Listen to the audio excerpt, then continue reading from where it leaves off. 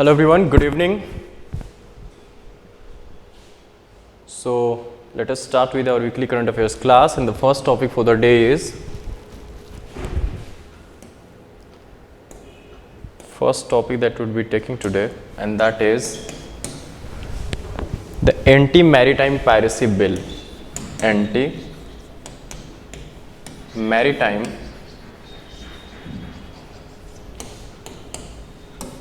Piracy Bill.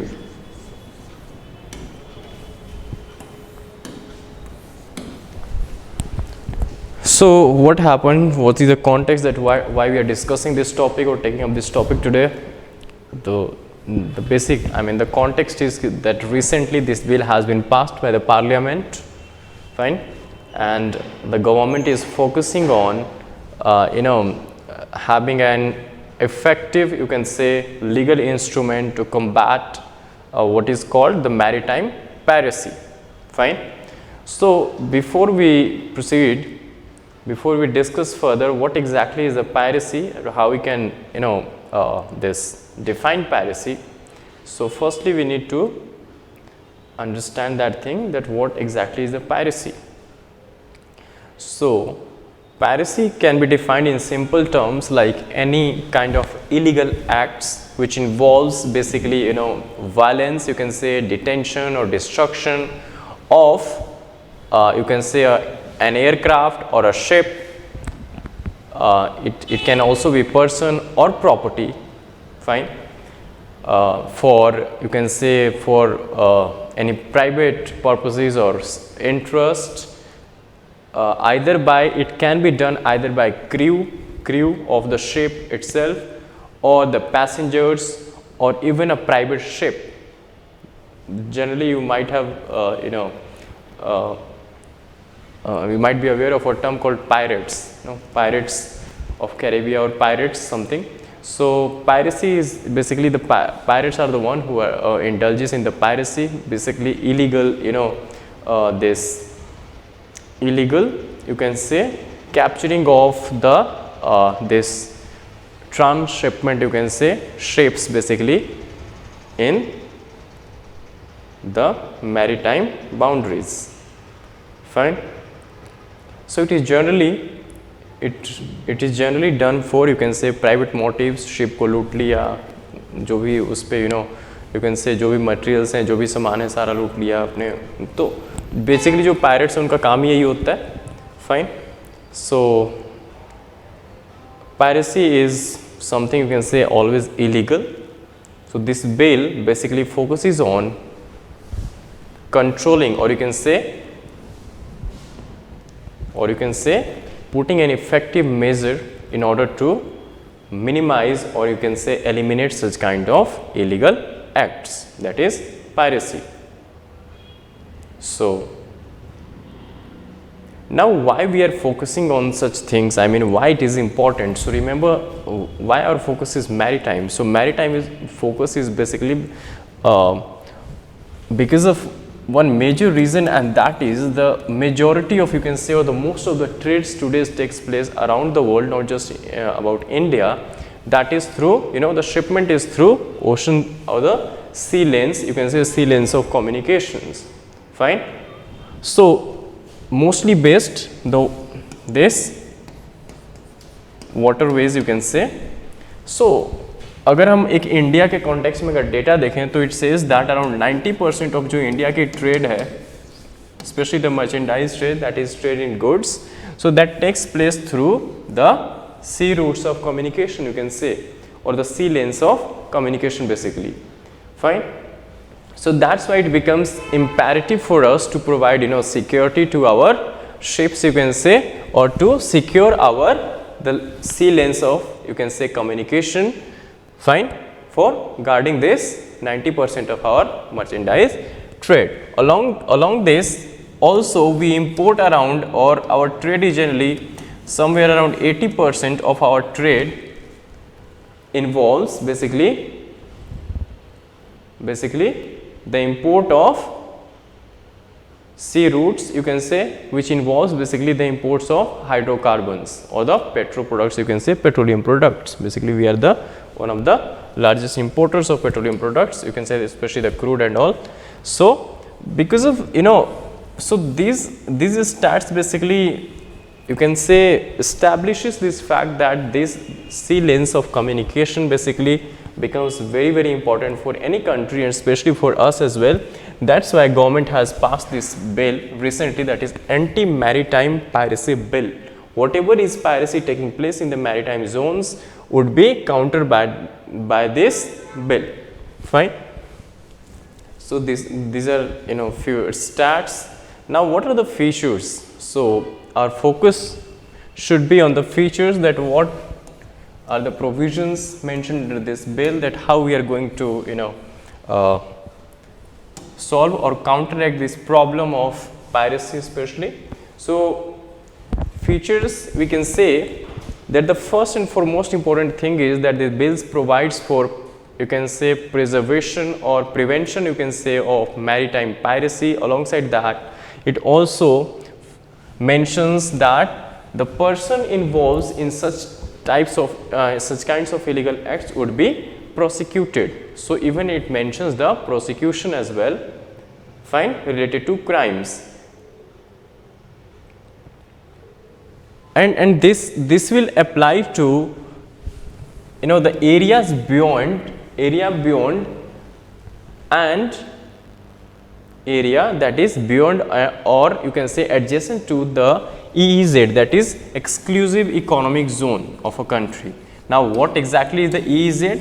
We'll see the different zones categorized by UN clause, that is United Nations Convention on the Laws of the Sea. But for the time being, remember that EEZ is defined as 200 nautical miles from the baseline,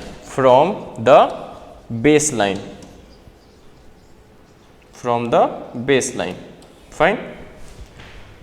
So we'll be coming to this, I mean the divisions, the different you know zones basically given by the UN clause, mentioned by UN clause. For the time being, you can remember that EEZ, exclusive economic zone of any country, is defined as 200 nautical miles of distance from its baseline. We will see even through the diagram as well. So we have defined piracy. We have, so further features क्या हैं इसके? Further features, like if some person is involved in such kinds of, you know, illegal acts or the piracy especially, then that person, I said, could be prosecuted. Now prosecuted involves what? I mean how much, like fines or imprisonment. So the next feature is, अगर penalty की हम बात करें तो what would be the penalty की अगर हम बात करें तो पेनल्टी में हम दो चीज़ें देखेंगे, इम्प्रिजनमेंट, जेल हो सकती है उसको, and second could be fines. ठीक है. So under this bill it is mentioned that generally the imprisonment would be of somewhere around, depends on the nature of, you know, the act involved or the person involved in a different kinds of acts basically. So जो maximum जो penalty है, that is it could be, you know, the person could be punished for, you can say, the whole of life. So imprisonment for life, it can be like this, lifetime imprisonment हो सकती है, lifetime imprisonment, fine, the first case. The second case could be like death. Suppose उसकी act की वजह से, because of act of, you know, this act of piracy, if it causes or attempts to cause, you know, the death of any crew member or any, you can say, any person there on the ship, so this would involve somewhere, you know, the punishment term would be minimum of around 14 years, plus it can even lead to death penalty as well. Death penalty, I mean either of this, not both, death penalty. सीधी उसको फांसी भी दी जा सकती है, ठीक है। Fine, fine की जो कोई अमाउंट है सच मेंशन नहीं है, but it depends on the government, और आई मीन कितना उसको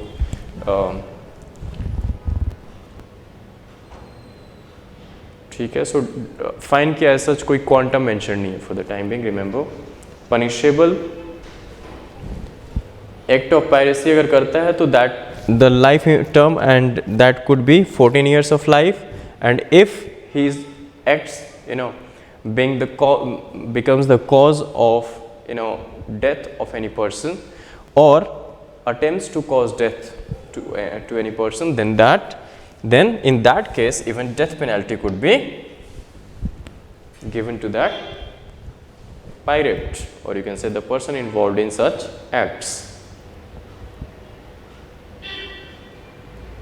Fine. Next जो important feature है that is कि जो भी एक्ट्स इन्वॉल्व हैं इसमें, एक्शन जो भी इन्वॉल्व है, और you can say the offences, so offences under this would be considered as extradition होती है, एक्स्ट्राडाइटेबल ये है। इट सिंपली मीन्स दैट जो एक्यूज्ड इन्वॉल्व है that person can be send और transfer to the accused।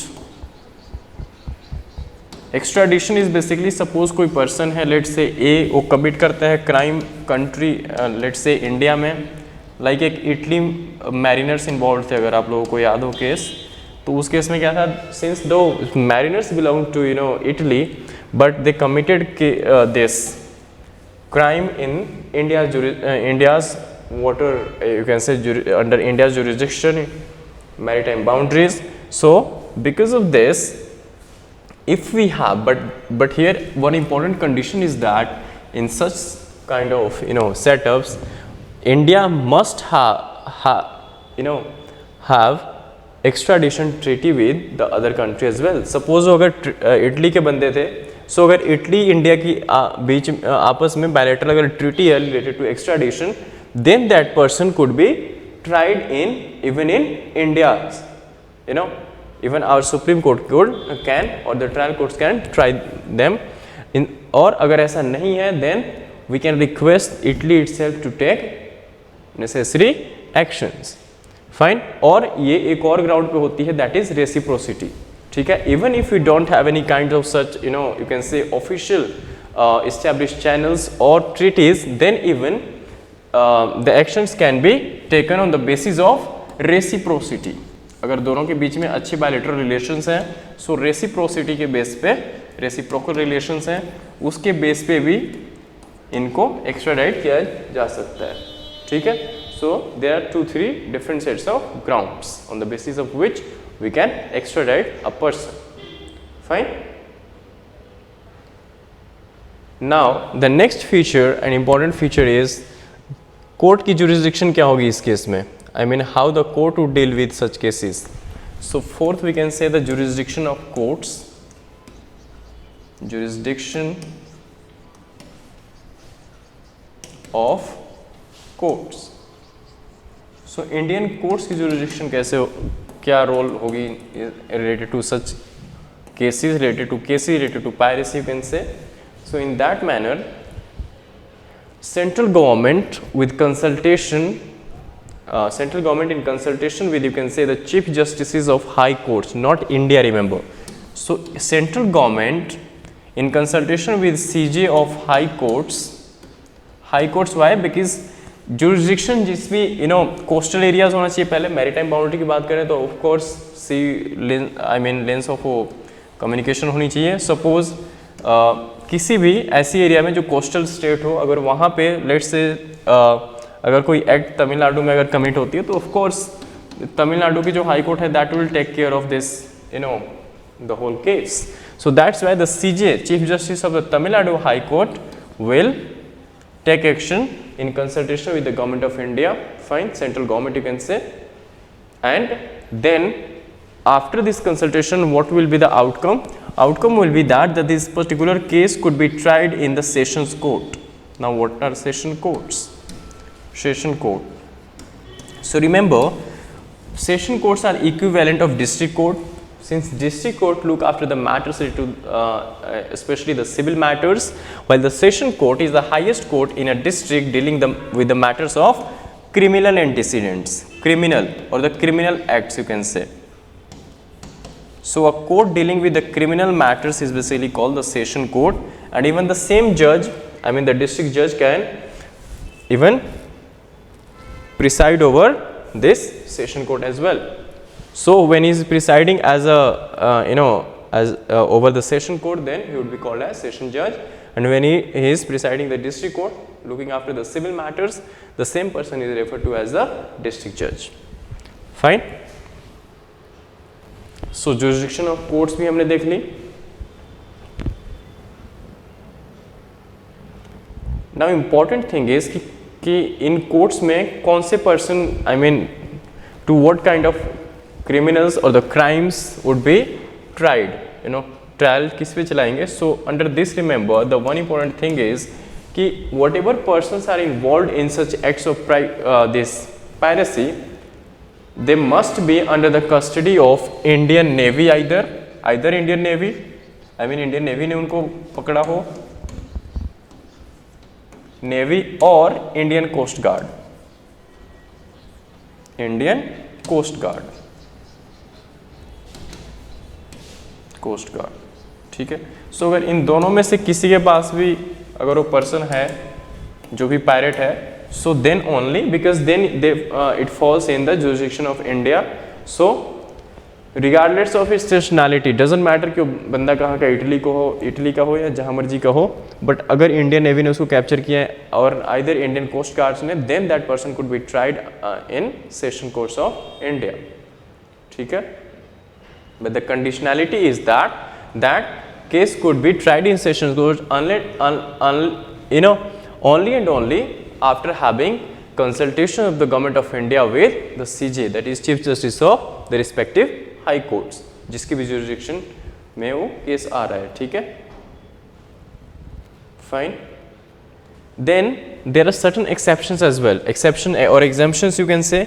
So exceptions क्या है under this very jurisdiction, courts related जो हम point discuss कर रहे हैं under this very point. So there are certain exceptions. Suppose चलो ये बंदा पकड़ा गया, इंडियन नेवी ने या इंडियन कोस्ट गार्ड ने इसको कैप्चर कर लिया, then that person could be tried without doubt. But if the case is somewhat different, like the court की जो jurisdiction है that cannot be exercised in certain situations, like if the offence is committed on a foreign ship, so हमें क्या लेना देना, our interest lies only and only with the Indian ships involved. So अगर किसी foreign ships पे दो boundary jurisdiction could be ours, then only we can exercise our rights to try that person. So let's suppose कि ship जो है वो US की है, इस पे pirates कोई act करते हैं, and this ship is somewhere in around Lakshadweep you can say. ठीक है. Since this jurisdiction comes under India's domain, so India की jurisdiction है but ship US की है, so of course it's none of our business to take any action unless and until USA is not requesting us to take further action. Fine. So जब तक या तो country request करे Indian government को, then only we can take further actions. So पहली बात ये, there are certain exemptions जो है, the country of origin of ship matter करता है इस केस में. ठीक है. Remember that court jurisdiction जो है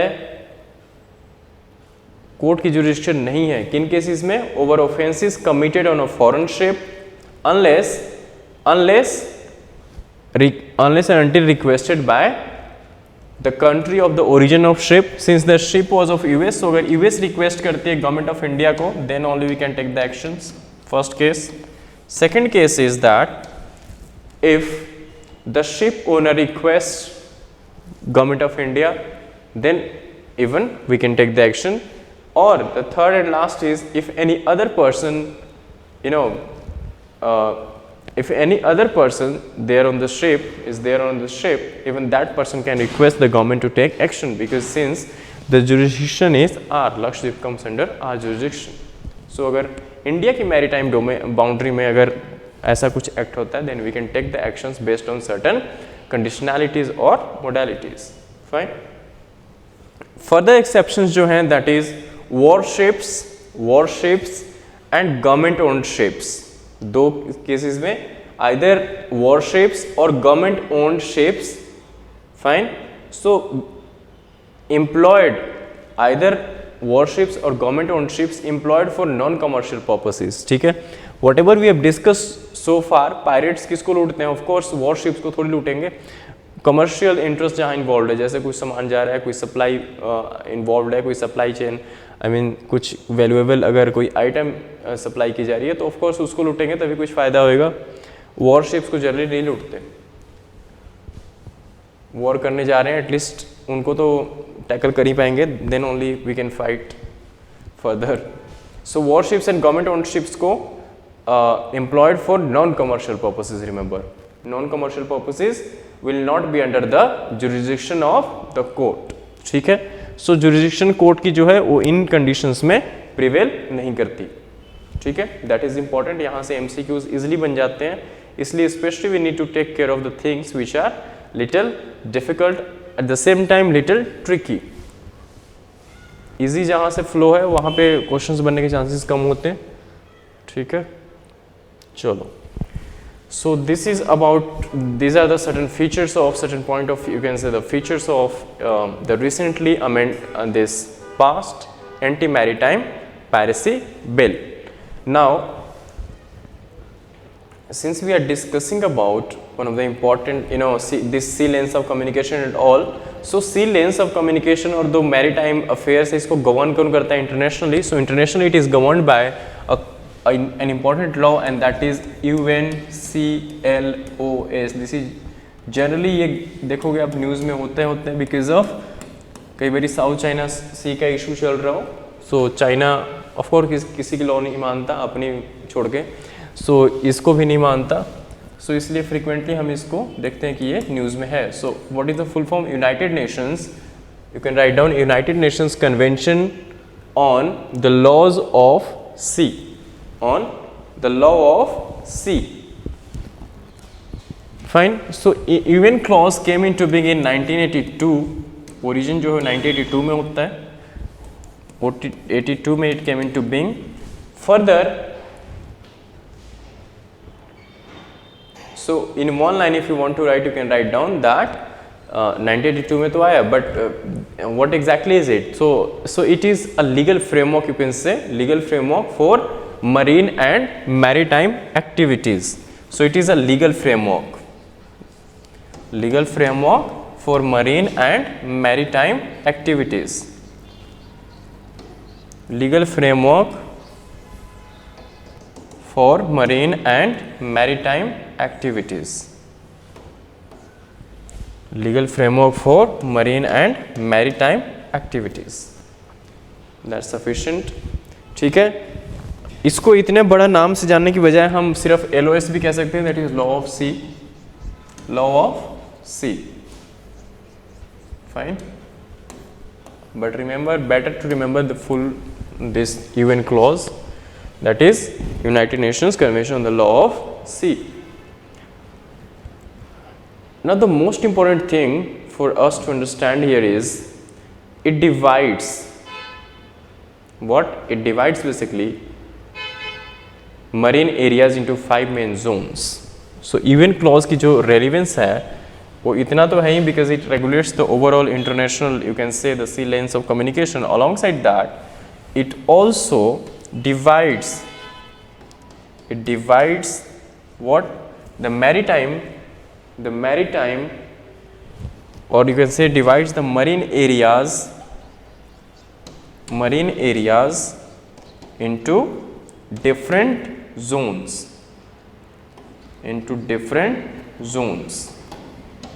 We'll discuss this zone in our next topic. Fine. But for the time being, since we are just taking a snapshot about UN clause, so these are some of the factual informations about as far as your UN clause is concerned. Fine.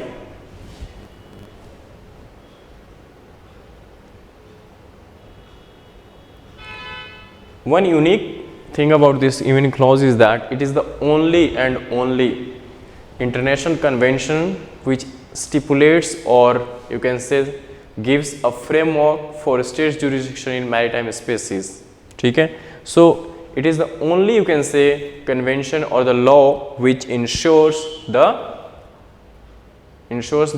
rights of states, different states. State here is basically country, not state as such, but the country's jurisdiction. It ensures, you can say, the country's jurisdiction in maritime domain or maritime spaces. Fine.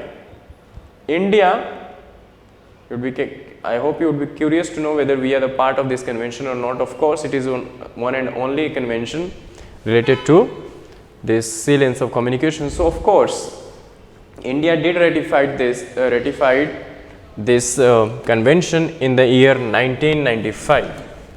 So 1995 में, though it came into being in 1982, we ratified. India ratified, I mean formally acceded to this agreement. India ratified.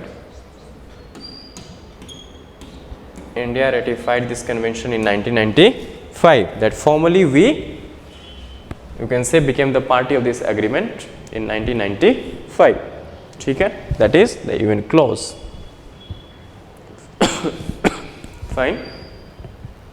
So this was about your this anti-maritime piracy bill is concerned. Fine.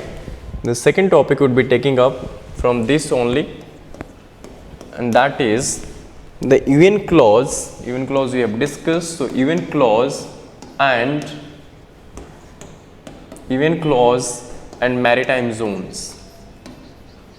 Maritime zones. As I said initially, that UN clause provides, this division of this maritime or marine areas into different zones, especially the 5 zones. 5 zones. It divides the marine areas into 5 zones. Fine. We will see one by one what are these different zones, but before that we would need to draw a diagram for the same. So remember, let us start from here and let's go like this.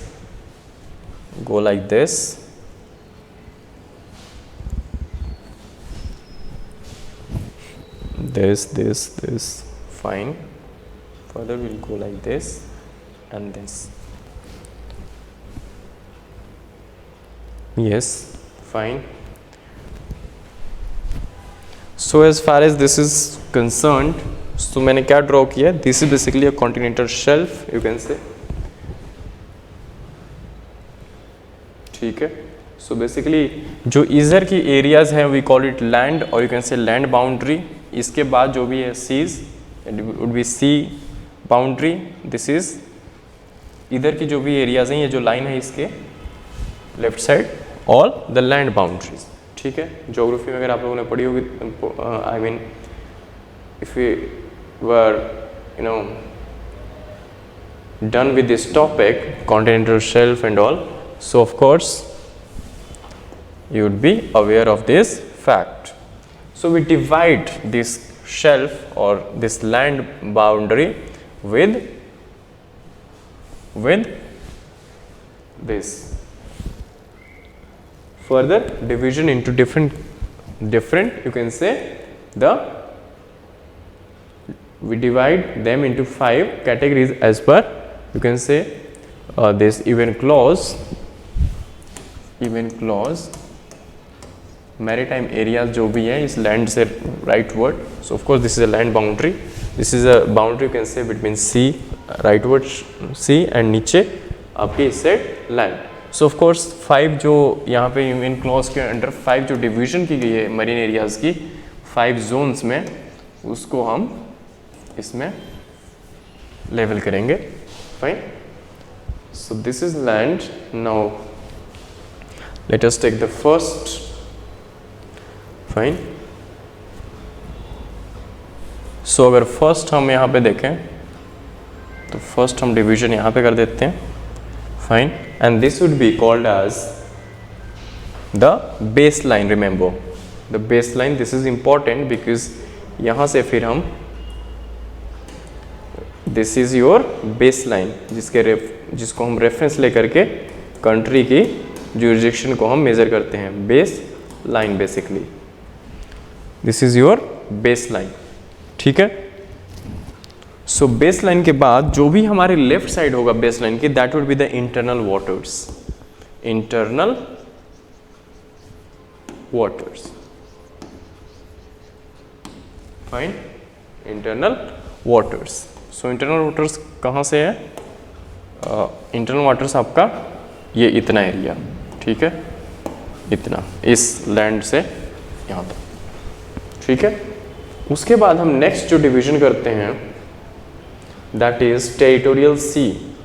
Remember whatever divisions we are drawing here that would be with respect to your base line. ठीक है. Once will be done with this, will see through कि हाँ different clarity हमारे को होगी once we are dividing this whole marine area into 5 zones. ठीक है. जो सेकेंड डिवीजन हम करते हैं generally, that is, let's see here, and this would be,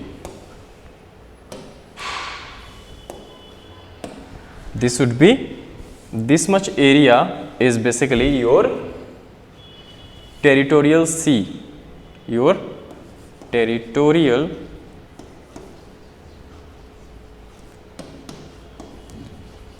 sea. Basically this is 12 nautical miles from your baseline. Remember, 12 nautical miles from where? The baseline.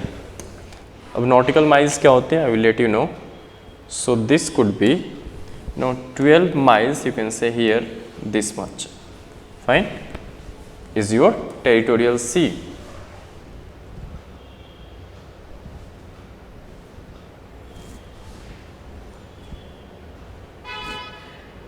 ठीक है. Fine. Territorial सी से अगर हम एक बाउंड्री ड्रॉ करें फर्दर, अगर हम यहाँ पे इसको डिवीजन करते हैं, एक second, let me draw a boundary from here only. So अगर हम यहाँ से इस पूरे एरिया को डिवाइड कर दें, why I am doing this will let you know. Just let me rub this line. Yes. Territorial sea. ठीक है. 12 nautical miles from your baseline. Then the next division would be your what?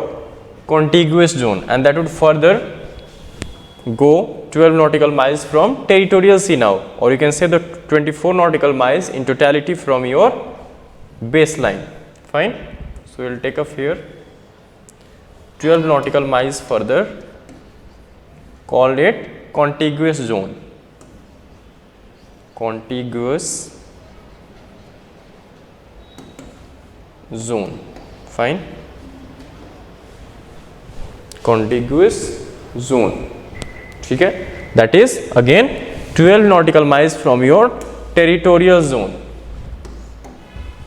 Territorial sea you can say, but 24 from the baseline. 24 from the baseline. ठीक है. After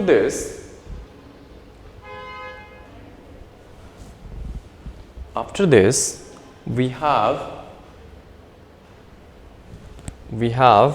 let me again change the color, this much, that is from here, contiguous zone, just below contiguous zone to just before high seas, you can say here, to just below this line, we have this much of EEZ, that is exclusive economic zone that I mentioned earlier. EEZ, that is exclusive economic zone. Fine. And that exclusive economic zone is somewhere around 200 nautical miles. 200 nautical miles from your from your baseline, remember 1200 nautical miles from your baseline. So ये baseline तक आएगा like here.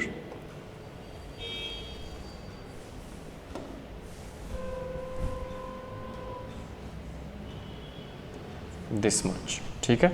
So this encompasses whole from baseline 1200 nautical miles is your EEZ, that is exclusive economic zone. Fine. ठीक है.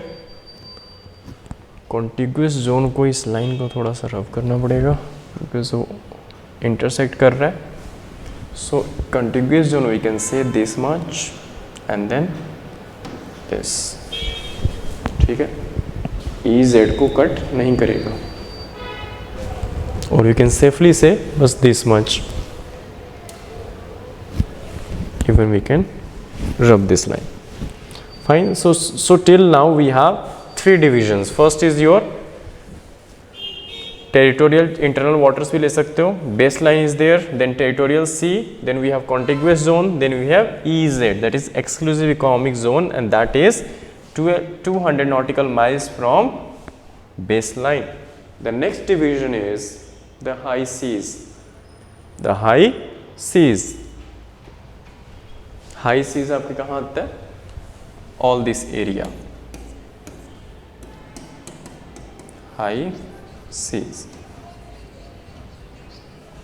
We'll take one by one कि इनकी importance क्या है, how they are important और relevance क्या है, why we are division क्यों कर रहे हैं हम high seas. ठीक है.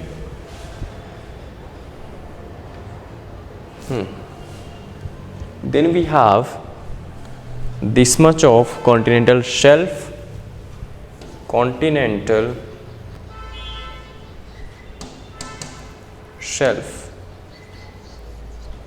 and that is from, इसकी भी हम लाइन लगा लें, from this much you can say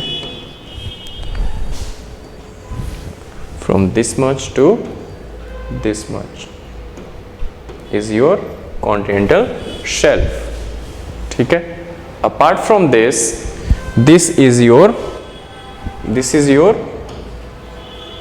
you can say the leftover, the area, the land area.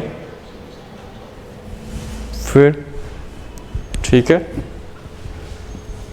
So continental shelf is below your EEZ, exclusive economic zone. ठीक है. We're done with all levelings. Okay. So एक और division है that is related to the air space. So air space की हम बात करें, so एक होती है national air space, एक होती है international. So जब हम air space national की बात करते हैं तो of course जहाँ तक हमारी territorial sea है, ठीक है, this much, then यहाँ से लेकर के हमारी internal waters तक, ठीक है, this all encompasses your, this whole area is your what? National airspace. National airspace. This much. ठीक है.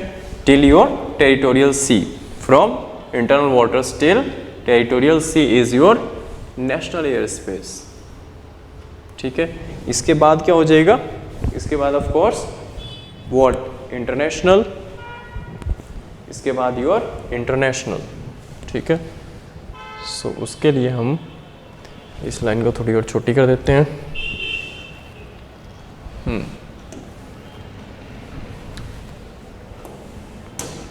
सो ये हो जाएगा आपका international air space.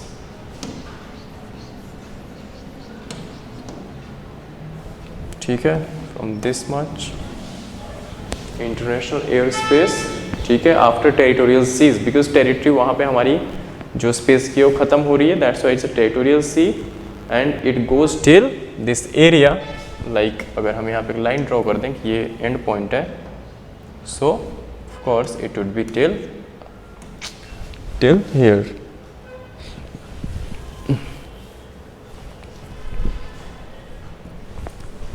till this point. ठीक है, is your international airspace. ठीक है, so this is how the whole this marine areas has been divided into 5 zones by UN clause. ठीक है, 1, 2, 3, 4 and 5. ठीक है, internal waters, territorial seas, contiguous zone, EEZ and high seas. These are your 5 divisions. Fine. So we'll now discuss one by one all the 5 components. ठीक है, चलो. So what is baseline? Let's start with the baseline. Baseline is basically, it's a reference line, you can say simply baseline is a reference line. ठीक है, or you can say further low water line. Low water line, baseline is your low water line. ठीक है, just interface जहाँ पे है land and water की, that is low water line along the coast. Along the coast, let's say here we have a coast because this is a land boundary. So of course यहाँ पे coast हो सकती है. So you can write down, even if you want to write, that baseline is the low water line along the coast as officially recognized by the coastal state. As officially recognized by the coastal state. State here means country. ठीक है, coastal state or you can say country. ठीक है. Next is internal waters. So internal means of course this water would be on the landward side. Fine. So internal waters are basically the waters on the landward side. Water on the landward side of the baseline. इस baseline से यहाँ से हमारी seize की area start हो रही है. ठीक है, इसके लेफ्ट साइड में जो भी है, these are the landward side we can say. So internal waters जो है, that is the waters on the landward side, जहाँ पे इंटरफेस है लैंड एंड सी की, landward side of the baseline, this side, that's why representing land basically. ठीक है, baseline के left side में. So you can write down internal waters are waters on the landward side of the baseline from which the breadth of territorial sea is measured. Along the baseline from which the breadth of territorial sea is measured. This is your territorial sea. So इसकी breadth जो है, that is of 12 nautical miles. We measure this breadth of 12 nautical miles with respect to the baseline.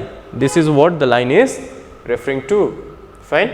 So territorial sea is 12 nautical miles. Let me clarify that what exactly the nautical miles is. Basically a unit of notations in which we measure the sea's distance. So अगर nautical miles को kilometre में convert करना हो, so remember that 1 nautical mile is somewhere equal to 1.85 kilometers. I think now it would be easy for you to understand. Fine. So अगर हम nautical miles की बात करें तो nautical mile, 1 nautical mile is somewhere equal to 1.85 kilometers. ठीक है, okay.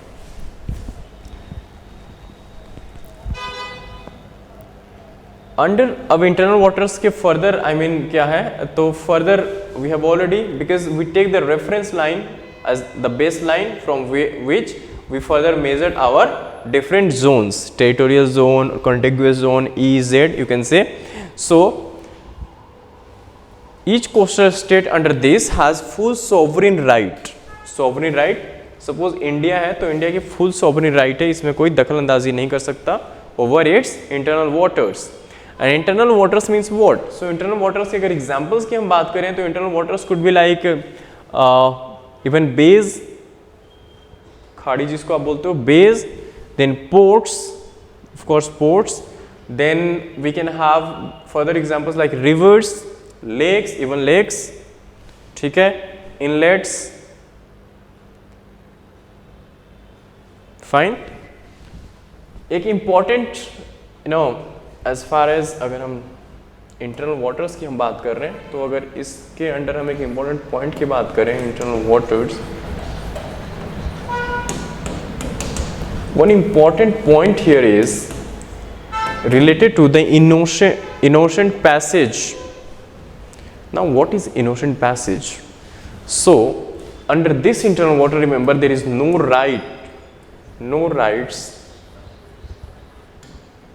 rights of innocent passage. Now what exactly is this phrase mean? I will let you know. Innocent passage, innocent, I hope you know the English word.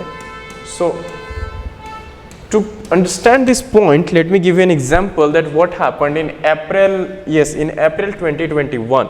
This is the date, a month, I mean the year, April 2021. What happened? So in April 2021, one US Navy ship violated the sovereign right, or you can say violated this no right of innocent passage. Since US always have this freedom of navigation passage, freedom of navigation, fine.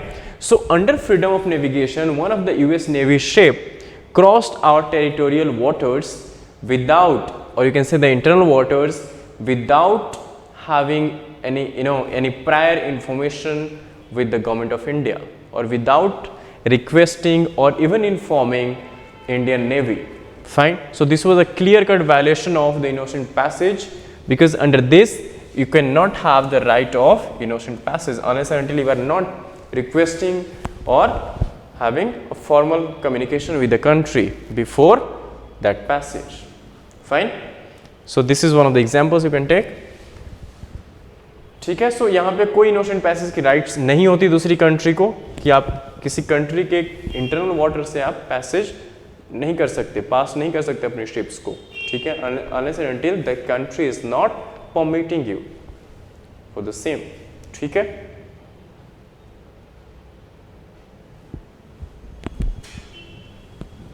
ठीक है, so this is the privilege of, you can say, the respective country. Either the country wants to allow the ships of other country under innocent passage or not. So innocent passage, of course you understand that the ships cannot be allowed in situation like wars, but rather if they are the parts of freedom of navigation, ठीक है, just ensure कर रहे हैं maritime peace and security को, for that purpose they can be allowed.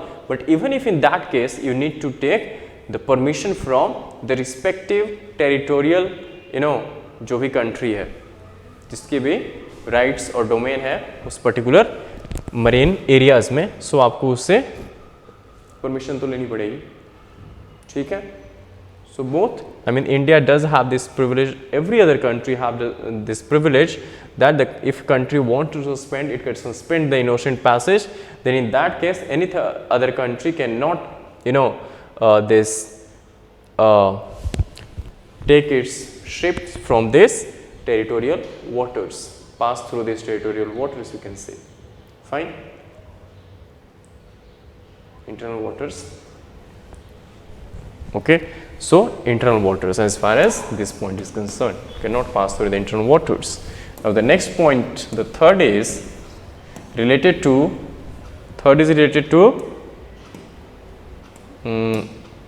territorial seas or territorial sea, you can say. Under this, since the word is territorial, so it does gives the this relevance that of course the respective countries have territorial, you can say, sovereignty over this much areas, this much marine areas basically. So territorial sea में क्या है, that of course you have seen that it extends up to 12 nautical miles from your baseline, ठीक है, and the coastal states like India have sovereignty and complete jurisdiction over the territorial sea. As the name suggests, territorial. So territorial of course हमारी territory में है, इसलिए इसका नाम भी territorial. So you can remember that अगर territorial सी की बात करें तो कंप्लीट जुरिसडिक्शन उस पर्टिकुलर कंट्री की होगी जो भी कोस्टल कंट्री है, ठीक है, जिसके भी वो डोमेन में आता है, ठीक है. Now it involves, I mean the rights जो है हमारे, let's go back to this flow chart. So remember जब हम टेरिटोरियल सी की बात करें तो कंट्री की जो राइट्स है that is not limited only and only to the land surface areas, but also this covers the airspace along at the, and also covers what, the sea bed or subsoil areas, you can say. Fine. So it covers the whole areas, be it your land surface, be it your sea bed, or be it your airspace. That's why we have this much of national airspace that is just above the territorial sea. Fine. After that starts your international airspace. ठीक है, चलो. So this much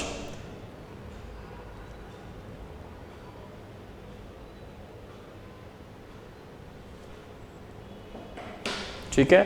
but इसके under remember since this is a territorial and not the internal water, so under this the rights जो हैं related to the innocent passage of a coastal state are limited. ठीक है. So under freedom of navigation the ships could be allowed under innocent passage. ठीक है. So ये limited है. Internal waters में completely we can suspend or completely we can deny the permission to other country to have innocent passage in our under through our internal waters. But this is not the case with our this territorial sea. ठीक है.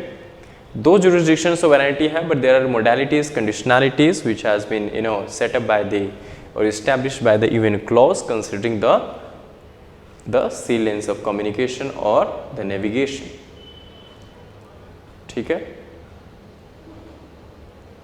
Next we have contiguous zone, further 24 nautical miles from the territorial sea, or we can say that 24 nautical miles from the baseline. ठीक है. So contiguous zone जो है, you can see this seems to be somewhere an intermediary zone. Contiguous zone जो आपका है, this contiguous zone you can say safely is somewhere it seems to be this intermediary zone between the territorial sea and the high seas. ठीक है. So contiguous zone है, that is the medium or the intermediary zone between territorial sea and the high seas. ठीक है. चलो. So fourth is contiguous zone. I think this is third one, not fourth. Contiguous zone, yes, because we are left with two more, EZ and high seas. So of course this would be 3. This would be 2 and 1 was the internal waters. ठीक है. Baseline is just a reference line, so that doesn't form the part of division as such. You can safely say that is not a zone basically. This is just a reference line for further segregation of different zones. So contiguous zone, you can write down that it extends seaward up to 24 nautical miles from the baseline, or 12 nautical miles from the territorial sea. ठीक है. And further you can write that it is an intermediary zone between your this territorial sea and your high seas. ठीक है. But unlike territorial sea, remember contiguous zone only gives jurisdiction to a coastal state over the ocean surface. Why so? It gives jurisdiction only over the land and ocean surface and not the airspace. Why so? Because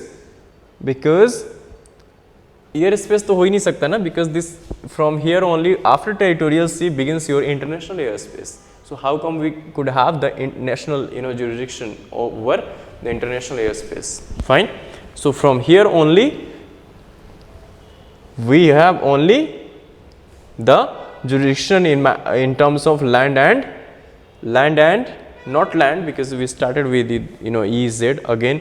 So you can say the sea in particular, sea surface जो भी है, we have complete jurisdiction over this your sea surface or ocean surface, you can say, and it does not provide air and space rights. We don't have air space rights, because from there only, after territorial sea, begins your international airspace. Then the next and most important that we have is that frequently remains, you find in news as well, and that is the EEZ. EEZ, that is very, very important. EEZ. EEZ. So firstly, it extends seaward up to 200 nautical miles from your baseline. First point. First point.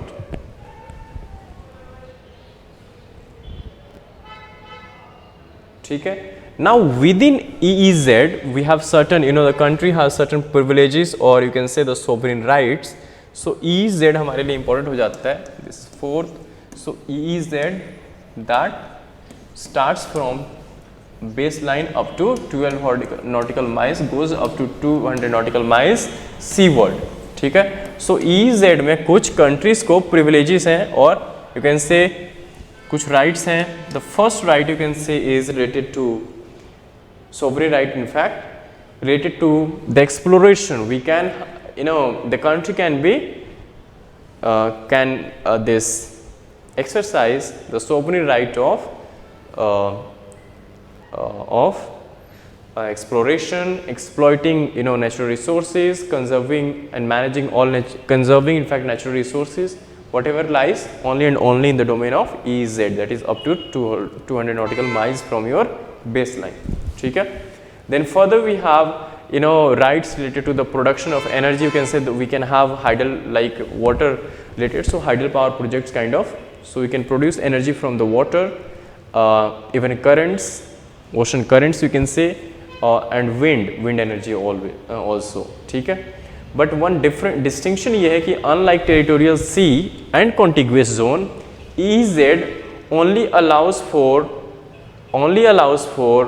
the whatever sovereign rights we have mentioned over exploration and all, that is related only and only to the resources rights. So जो भी resources इस domain में fall हो रही हैं, we have rights only over the resources, not over air space or this sea surface. Because even like exploration में अगर एक बात करें तो you can take the example of polymetallic nodules, PMNs. These are sets of important elements or the minerals, ठीक है, which could be explored. Even they lies in the these high seas as well. We have International Seabed Authority which gives permission to the countries, then only we can explore or exploit these polymetallic nodules. ठीक है. So जो distinction था, that is कि EEZ does not give coastal state the right to prohibit or suspend any other country from having the freedom of navigation or overflight. ठीक है. Overflight, because international airspace starts from your territorial sea only, so overflight को हम prohibit stop नहीं कर सकते again, and even we cannot deny the freedom of navigation, ठीक है, the other countries. ठीक है. The last we are left with these high seas that beyond your what EEZ. So ocean surface beyond EEZ are basically referred to as high seas. The fifth point is you can say is high seas.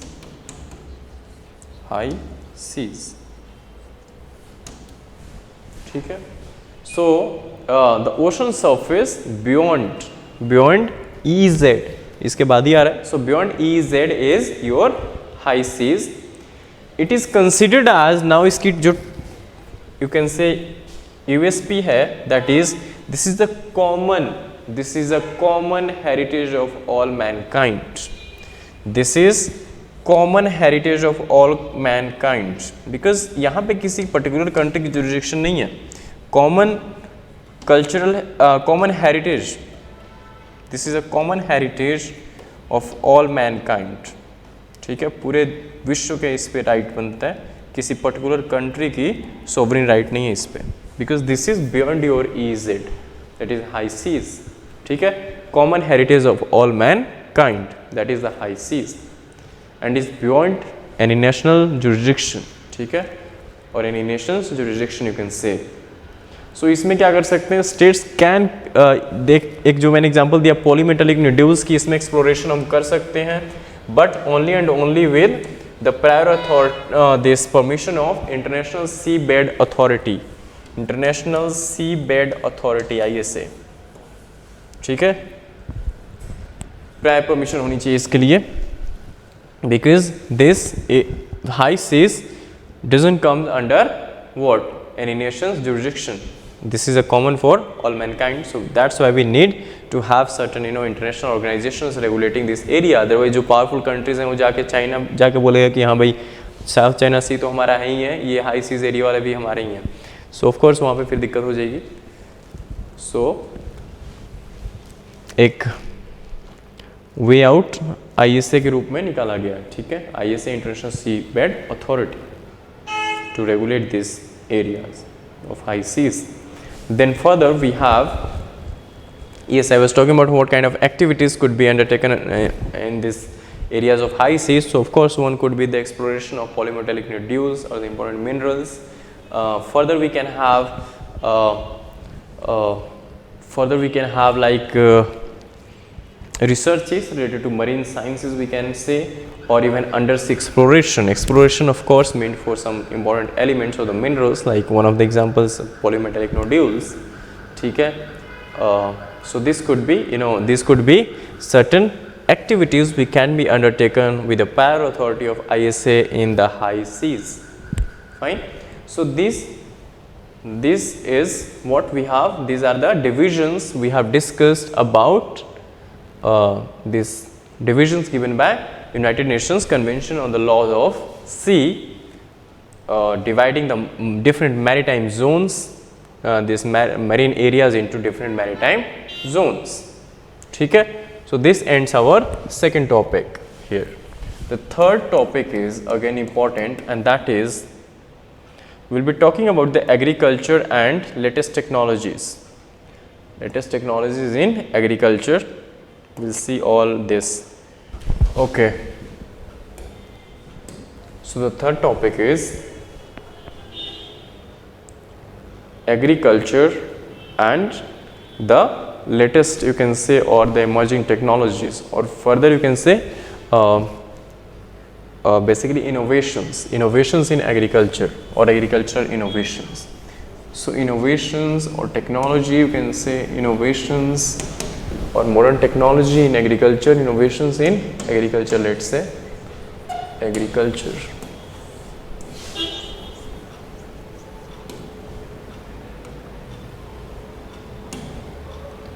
Innovations in agriculture.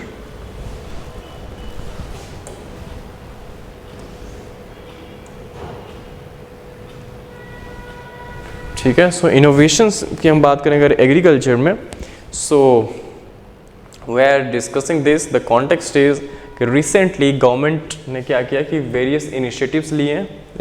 There are certain initiatives related to agriculture जो कि use कर रहे हैं basically two types of technologies, and that is in the form of, one is your AI, artificial intelligence, and second is the IoT, that is Internet of Things. IoT, Internet of Things. ठीक है, we'll see what are the initiatives undertaken by the government in this regard. IoT, Internet of Things and artificial intelligence. ठीक है. So, but before we proceed, let's first have little bit knowledge about AI and IoT. In AI, that is artificial intelligence. basically using the human intelligence with the help of the human intelligence, you can say, has been simulated in the form of certain this using the computer technology or the computer systems, like we have robots, chatbots. Fine. Then we have IoT, Internet of Things. Internet of Things is again a computer related concept or computing concept, you can say. There we describe the idea of everyday physical objects, like example could be like you might have listened that you can switch off your the electric appliances using your smartphones. ठीक है, आप रास्ते में ही हैं, अभी घर पहुंचे नहीं है, you can switch on your appliances, like you can switch on your ACs before you enter your room. Fine. So this happens only and only with the help of IoT, that is Internet of Things. That is things which could be interacted or with which we can interact using the internet. Fine. And these devices basically identify themselves, ठीक है, with the other devices, then only communication can be established, then only you can switch off or switch on your lights using your smartphones. And yes, the preconditionality is you must have a good internet connection. ठीक है. So अगर हम agriculture में इन चीज़ों की बात करें, so need क्या है हमारे को IoT और AI की in agriculture. So of course they can pave the way for, you can say, higher production and productivity. They can be source for optimum utilization of resources, including the land resources as well. ठीक है. Then they can manage like crop health management. We have different sets of schemes as well. ठीक है. Soil health cards, so soil related जो भी quality issues हैं, so उसको भी वो check कर सकते हैं. Then crop health management. Then we can have smart farming practices. Smart farming practices in the form of like you can say smart farming practices rather becoming the trend, gradually becoming the trend. Like you could have this example of stubble burning. So of course stubble burning के लिए भी अब solutions आ गए हैं, like different sets of tools and technologies offsetting the negative impacts using smart techniques or the tools. ठीक है. Then further these technologies can enable to overcome the challenges of productivity or the labor shortages, because professionally you can say our generation, especially the new generations, not opting agriculture as a profession. So of course in the future we are going to have shortage of, and even currently we are facing the shortages of labor force or the labor in agriculture. So of course they can be, the robots could be one of the alternatives, but still but इसका negative side ये भी है कि हमें ये भी देखना पड़ेगा कि not our farmers are in position to adopt such a smart tools or technologies. Fine. Considering their income level. So of course इतनी earnings नहीं होती कि वो सीधा robots use करना start कर दें. So of course government has to will have to rather play an important role by this incentivizing such tools and technologies. Fine. So with the help of this technology we can overcome the problems of challenges of productivity, labor shortages. Further we can trace even the quality of that particular crop can be gauged. Alongside that we can trace, monitor the crop. ठीक है. Even the carbon emission intensity जो है उसको भी monitor किया जा सकता है. Then and further all this would result in enhancing the profitability. But this is simple rule of economics that if in order to have profitability you will first need to invest. So investment, does our the farmers are in position, are this हमारे farmers क्या इस position में हैं कि they can invest this much of in latest this smart techniques or technologies. So of course government will have to play an important role. So what are the usages you can say of artificial intelligence, particularly in agriculture? So of course there could be certain points like artificial intelligence can be used for analyzing data. Of course thousands, you can say hundreds and thousands of data we find from I mean points are there in the agriculture or you can say the ground.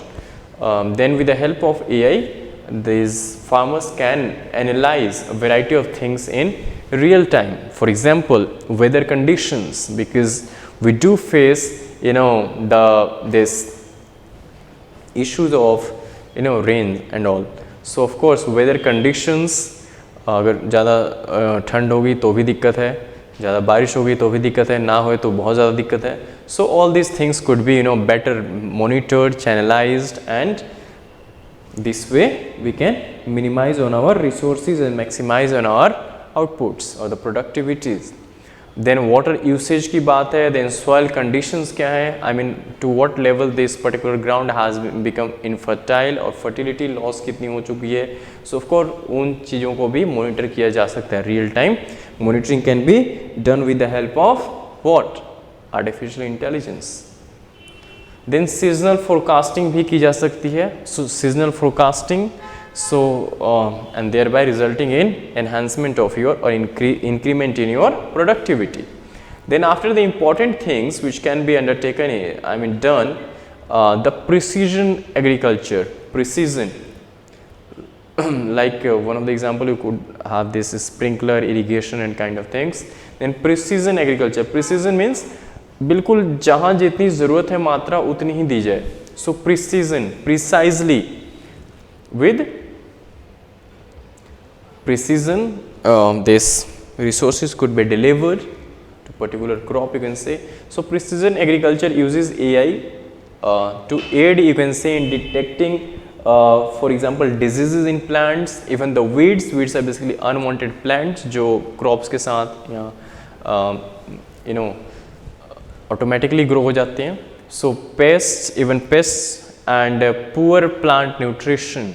Yes, one of the important issues we are facing currently is the poor plant nutrition.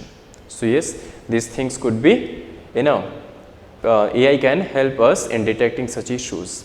Then sensors further can detect and target weeds and at the same time ensures that which herbicides to apply, fine, in order to eliminate those weeds. This can also help in preventing what? One of the important features, you can say the native feature of Indian agriculture, and that is the over application of herbicides, you can say, and thereby resulting in excessive toxins. ठीक है. So over use किसी भी चीज़ की ना हो, be it your fertilizers, herbicides, or even water, over irrigation हो जाती है. So उन चीज़ों को भी चेक किया जा सकता है with the help of sensors. It would, and ultimately all these things, all these measures are going to enhance the productivity. ठीक है. Then labor challenges को हम tackle कर सकते हैं with the help of robots and all. I have already discussed these things. फिर ठीक है. Agricultural bots, that is robots, we can help or augment rather the human efforts, or can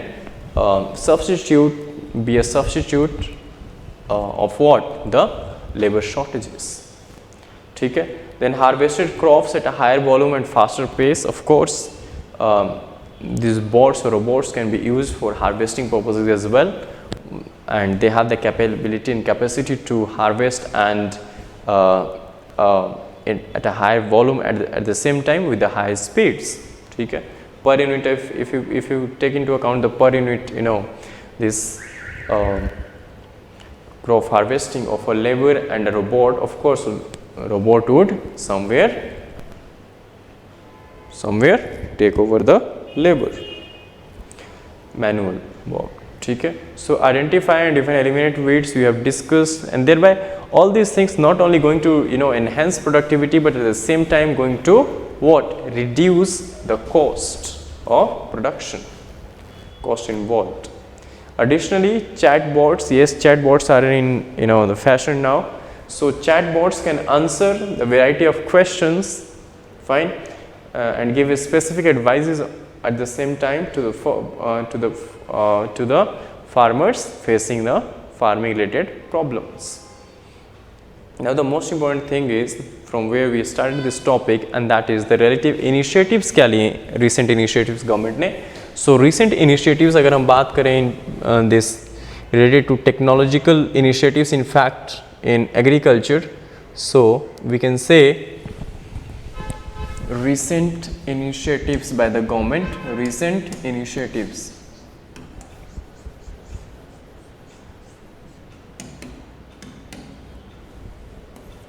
Recent initiatives की जहाँ तक हम बात करें, we can say first is national mission on ICPS, that is interdisciplinary cyber physical systems, that is national mission on interdisciplinary cyber physical systems, ICPS. National mission, it was launched in the year 2018. In the year 2018 by Ministry of not Agriculture. Remember, here is a catch and a trick. Remember, जब भी agriculture related issues आते हैं, because UPSC does ask question related to the government schemes, and उसमें कई बारी ministry भी आपको उल्ट पुल्ट दे करके पूछ लेते हो. So this, because we are dealing with the agriculture innovations, doesn't mean that all these schemes would come under only agriculture ministry. No, this particular scheme was started by the mission was started by Ministry of Science and Technology, ठीक है, or you can say DST, that is Department of Science and Technology, in 2018. ठीक है. सो purpose क्या है, M और गोल क्या है इस मिशन का? So the aim is this under this mission around 25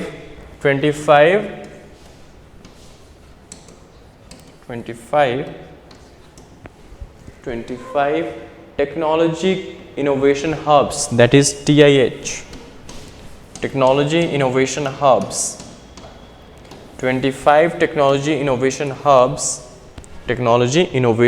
hubs, ठीक है.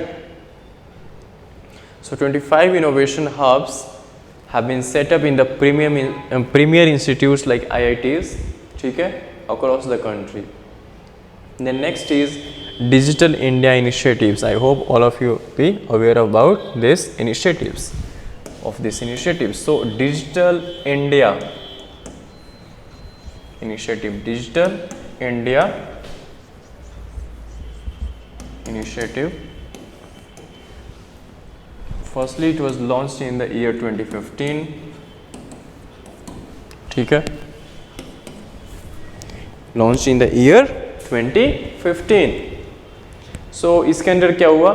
Firstly, it set up centers of excellence. Set up center of excellence on IoT, that is Internet of Things.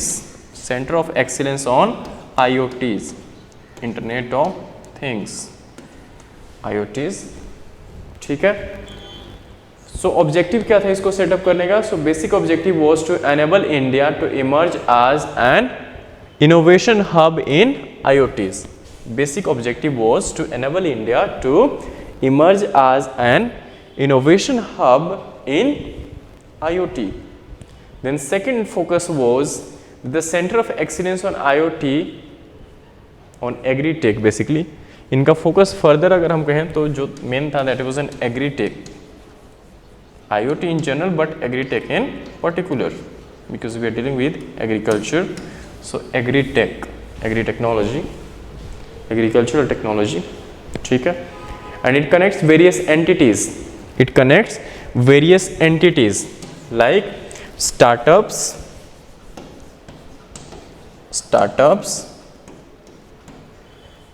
connects various entities, startups, governments, government plus academia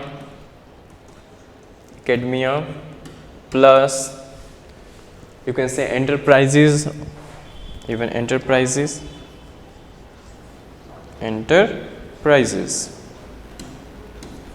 ठीक है. So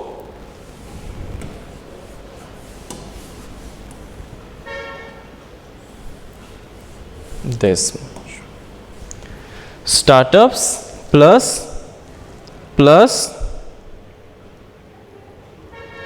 government, enterprises and even academia. ठीक है. next initiative is national e-governance plan in agriculture. national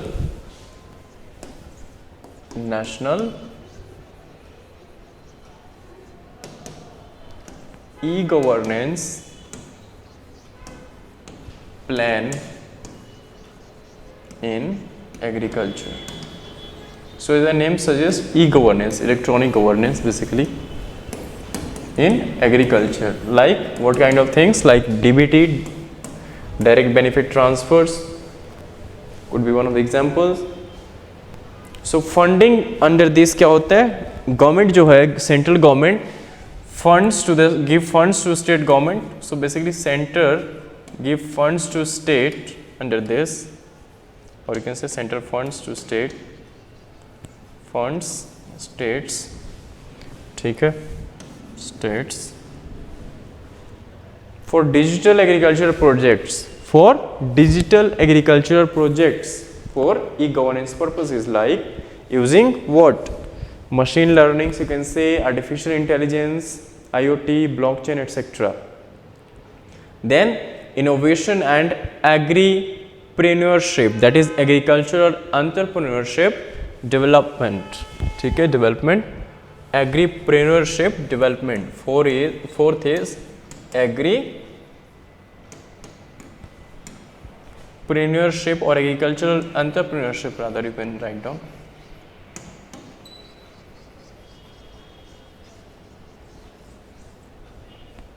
Development.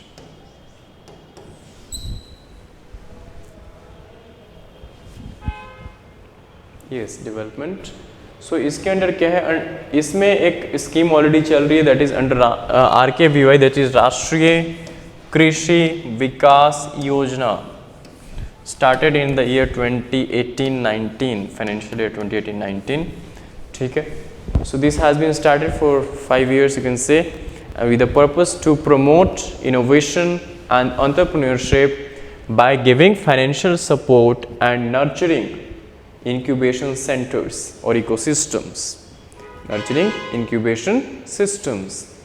So in this connection or on this line, the government started 5 KPs, that is knowledge partners. Under this, the government started 5 KPs, that is knowledge partners, plus 5 KPs, that is knowledge partners, plus 24 agribusiness incubators, plus 25 agribusiness incubators,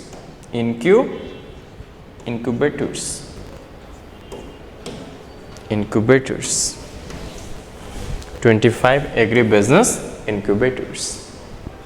Incubators क्या होते हैं?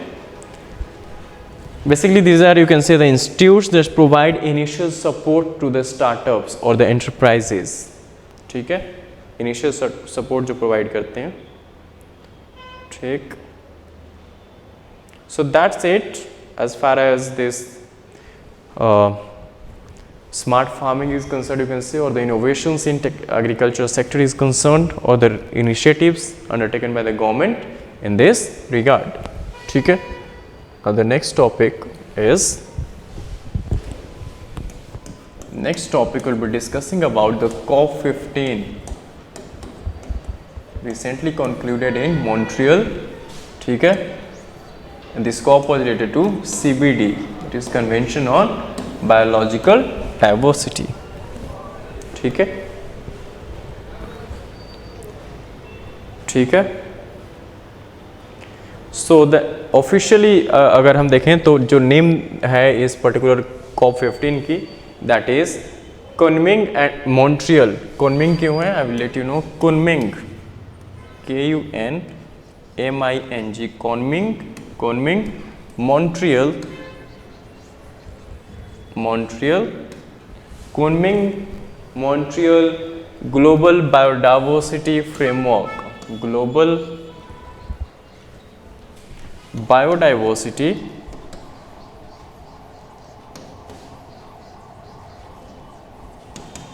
framework. This is the official name of your COP15. Kunming, Montreal Global Biodiversity Framework. Now why Kunming? So Kunming, remember, before this, let me tell you that this COP15 took place, or this biodiversity framework happened in two phases. The first phase was Kunming, and Kunming is in China. It took place somewhere in September 2021, and considering the COVID wave in China, this could not take place in what? Kunming. Again, I mean the final COP could not take place in Kunming.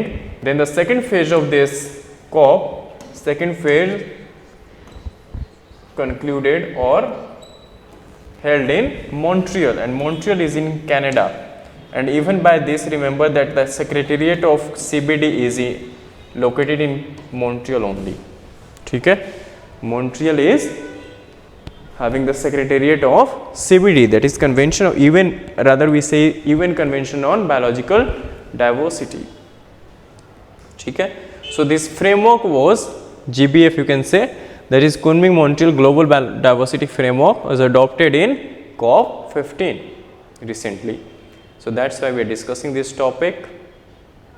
It has, you can say in brief, you can say that it has 4 goals, 23 targets. We'll see that. Then it concluded in, of course, Montreal. Montreal is in Canada, remember, which held it, which is having the secretariat of this CBD as well. And it took place in 2 parts. The first or phase, you can say, concluded in Kunming, that in China, and second phase of COP15 took place in, recently concluded in Montreal. ठीक है, so इसमें around 196, this is the near universal, you can say, convention or this, yes, CBD. So around 196, not around but exactly 196 countries ने part लिया इसमें, participated and signed a historic deal to protect 30% of the world, 30% of the world resources, or you can say nature, by 2030, and that's why this is called as 30 by 30 deal, 30 into 30 deal, because 30% of the nature we are going to protect by 2030, and that's why it is referred to as 30 into 30 deal. So key targets क्या हैं GBF की, अगर हम बात करें 23 targets हैं. So out of 23 कुछ हम key targets देख लेते हैं. Key targets of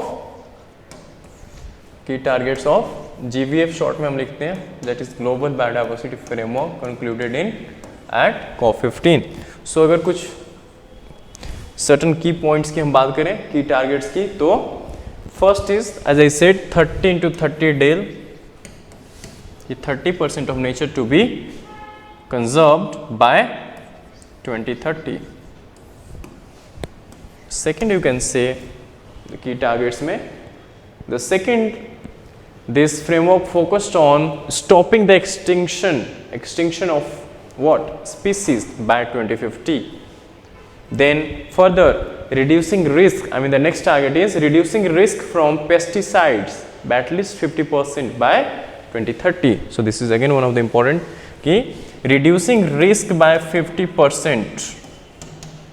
Reducing risk of what? Reducing risk from pesticides by 50%, of 50% by not 2050 but 2030. So again a very good target, but we will see कि targets बनाए तो जाते हैं but meet नहीं हो पाते. Historical ऐसा रहा है. उसके बाद पॉल्यूशन रिस्क जो है उसको भी कम करना, so reducing the pollution risk and the impacts of the same, ठीक है, by 2030 again. Then reducing global footprint of consumption by 2030, basically carbon footprint by 2030 again by 2030, ठीक है. देन सस्टेनेबली मैनेज करेंगे हम एरियाज जो भी हमारे under, may be it might be under your agriculture areas और द फॉरेस्ट एरियाज और you can say fisheries. So इन सब को हम सस्टेनेबली मैनेज करेंगे. Then of course climate change would be there definitely. So one of the top targets is to tackle climate change, and of course again one of the important targets is green up urban areas, ठीक है. सो urban areas जो भी species हैं वहाँ से greenery हटाने ख़त्म करने के बजाय हम ग्रीनरी पे ध्यान दें, ठीक है. नाउ द मेजर आउटकम्स क्या हैं इसके COP15 के, that is important for us. The major outcomes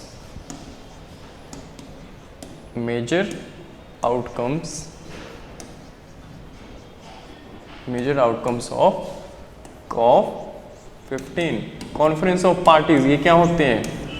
I mean this was the COP15 what? This is the 15th meeting of the conference of parties or parties to the UN Convention on Biological Diversity. Now what does it mean?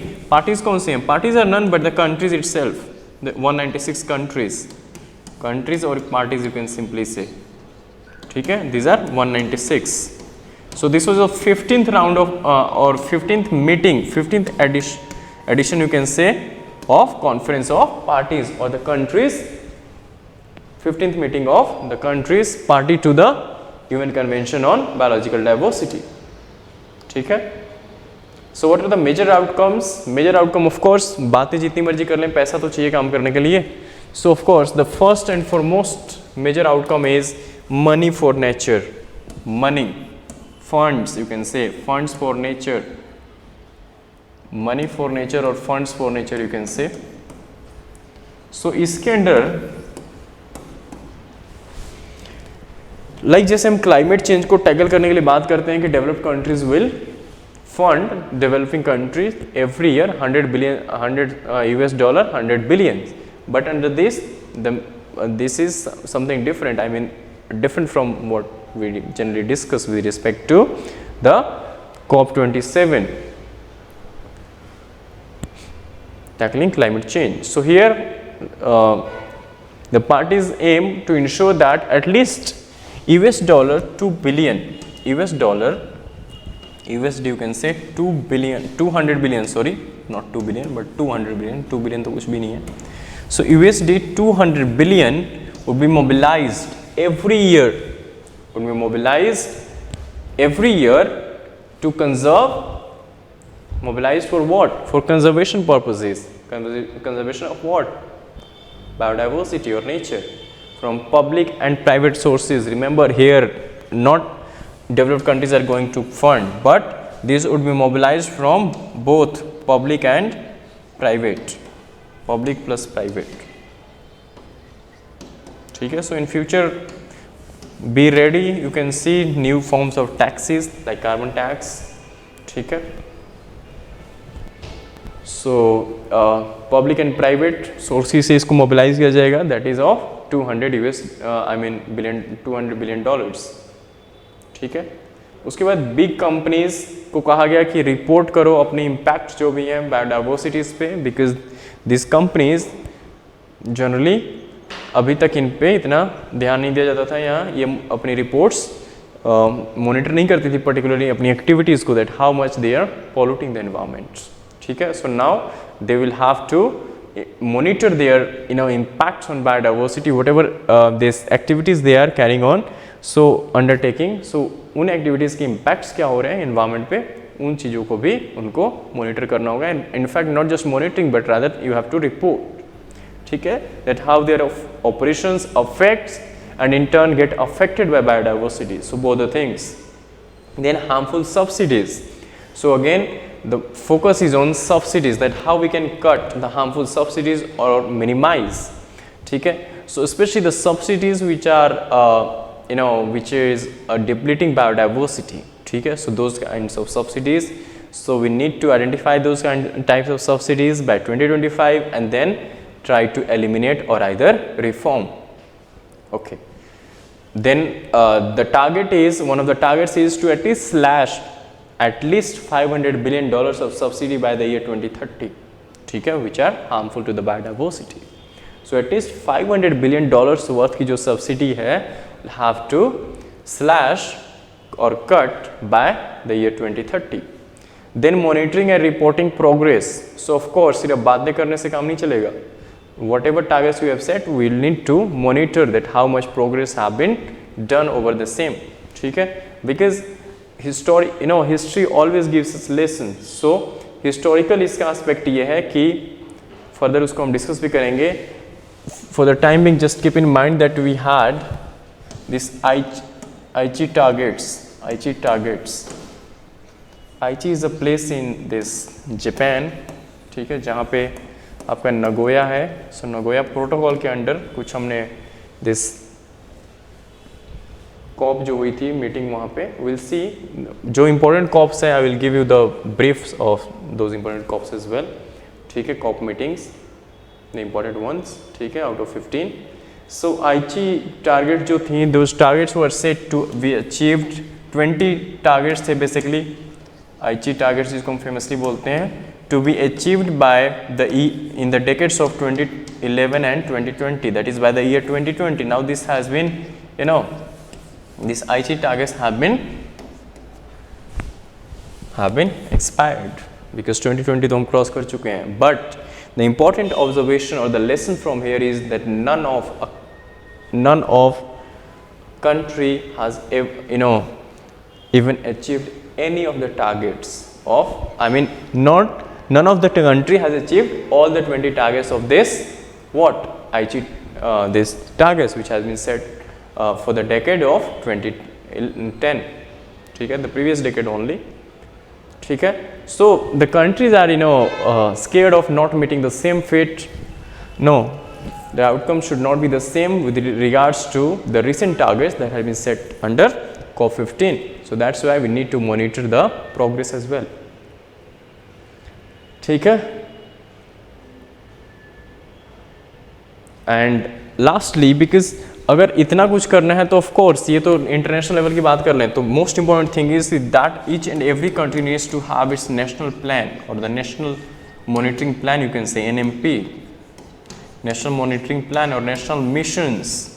Because nations के level पे करेंगे तभी हम international level पे बात कर पाएंगे. Because after all cumulative effect हमारे को इंटरनेशनली देखने को मिलेगा अनलेस एंड अनटिल हम नेशनल लेवल पे कुछ एक्शंस नहीं लेते.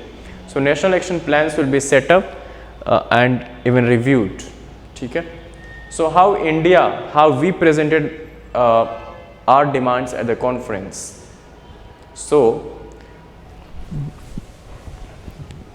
सो इंडिया का पॉइंट क्या रहा है यहाँ पे? India, you can say at COP15 हमारी तरफ से क्या बातें की गई वहाँ पे.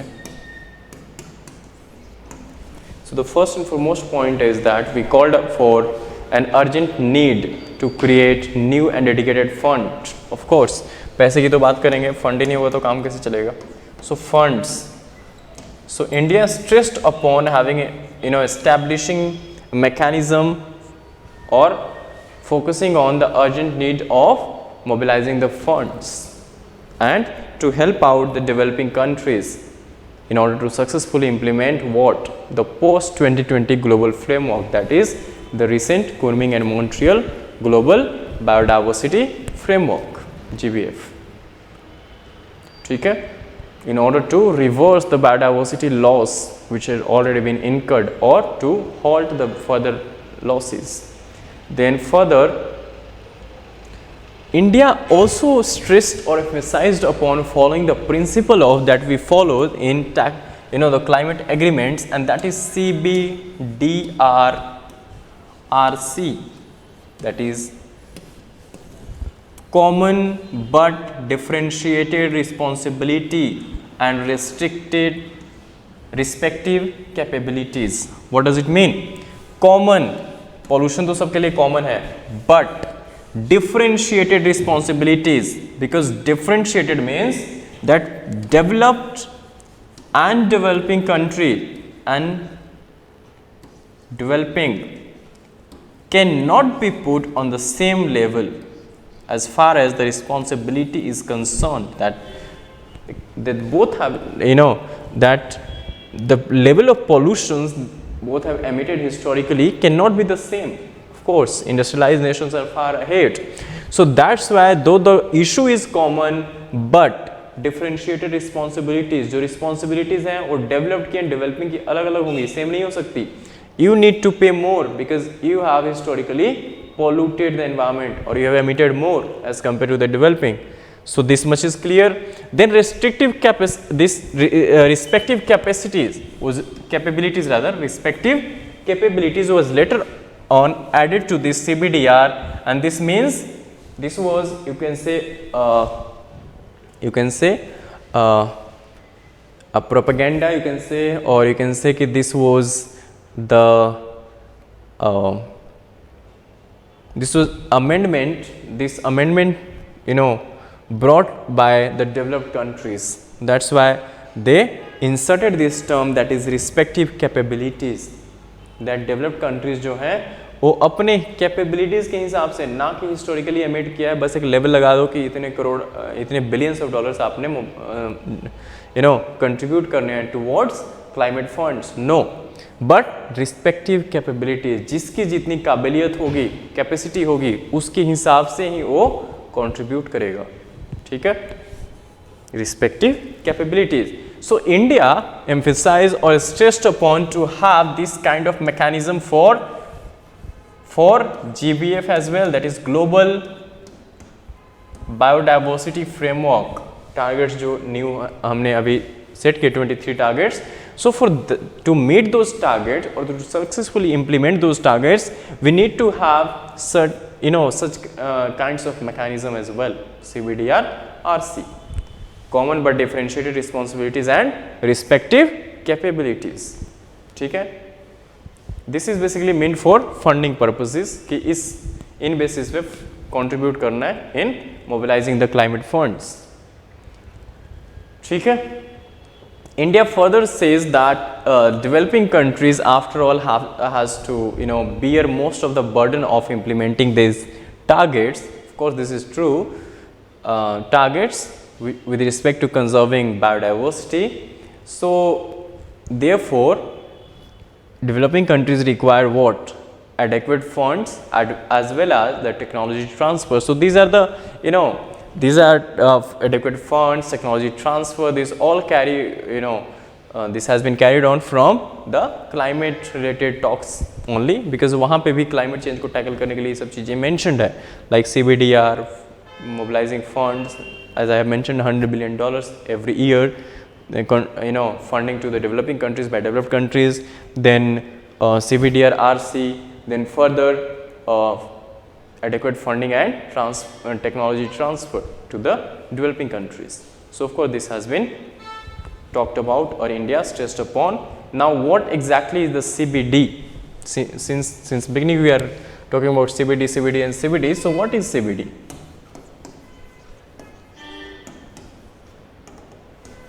CBD है क्या actually?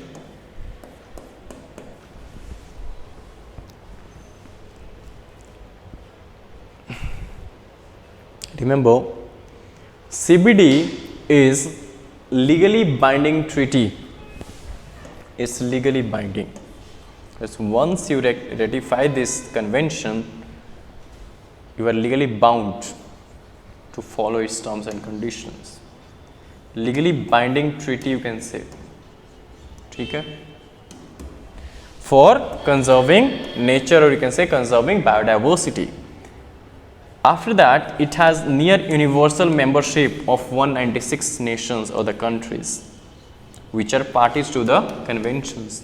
You can say countries or parties. ठीक है? Then it came into force in 1993. The year is very important. Remember, its origin is from 1992 Earth Summit or Rio de Janeiro, Brazil, which took place in Brazil. Earth Summit. It came into force in 1993, though the origin lies in 1992, the Earth Summit. वहाँ से दो, एक UNFCCC आया and एक UNCBD, ठीक है, and एक है UNCCD, United Nation Convention for Combating Desertification. सो ये तीनों मिलके एक ट्रायो बनाते हैं, UNFCCC, then UNCBD and then UNCCD, Convention on this combating desertification. So these are the trio of United Nations.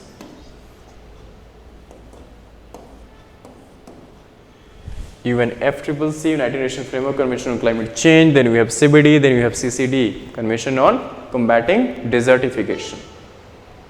ठीक है. So 93 में came into force, 196 members. Origin lies in Earth Summit 1992. ठीक है. So basically what exactly it does, do. So it sets the guidelines, you can say, for countries to protect biodiversity, as its name suggests, Convention on Biological Diversity. Aims क्या है? To achieve historic deal to halt and reverse biodiversity losses. To achieve these whatever targets have been set in order to halt, at the same time reverse the biodiversity related losses. Secretariat I have already told you, Montreal में है, that is in Canada. Then parties, of course parties are the countries, CBD के जिसको हम COP बोलते हैं. So the countries which this is the regular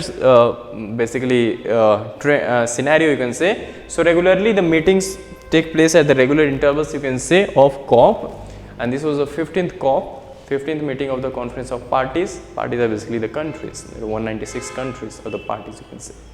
ठीक है. Now there are two further, the supplementary agreements came into being, and those are important. So supplementary agreements, which are supplementing the efforts of CBD in order to conserve biological diversity. Supplementary protocols, you can say, protocols to CBD. The first and foremost important protocol is this Cartagena protocol, Cartagena, Cartagena, Cartagena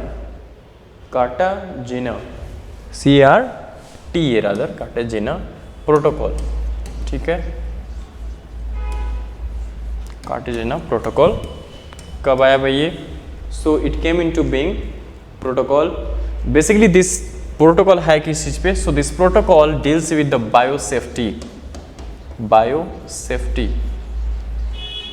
that is safe disposal of genetic, you can say, or living modified organisms, LMO, living modified organisms, LMO, like microorganisms, plants, animals, breeds, living modified, जिसको modify किया गया, उनके jeans में कुछ modification की गई है.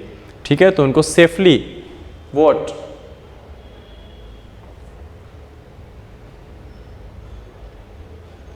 ठीक है. So this basically came into force rather in September 2003. Remember, September 2003 it came into force in September 2003. ठीक है. The protocol basically seeks to protect, you can say, biological diversity from the potential risks of what? Living modified organisms, which results from the biotechnology related innovations. ठीक है. Like lab से virus बाहर आना. Okay. सो जब ये modify करते हैं micro organisms, you can say, और the this plants, animals, so of course वहाँ पे हमारे को कुछ हार्मफुल इफेक्ट्स भी देखने को मिलते हैं.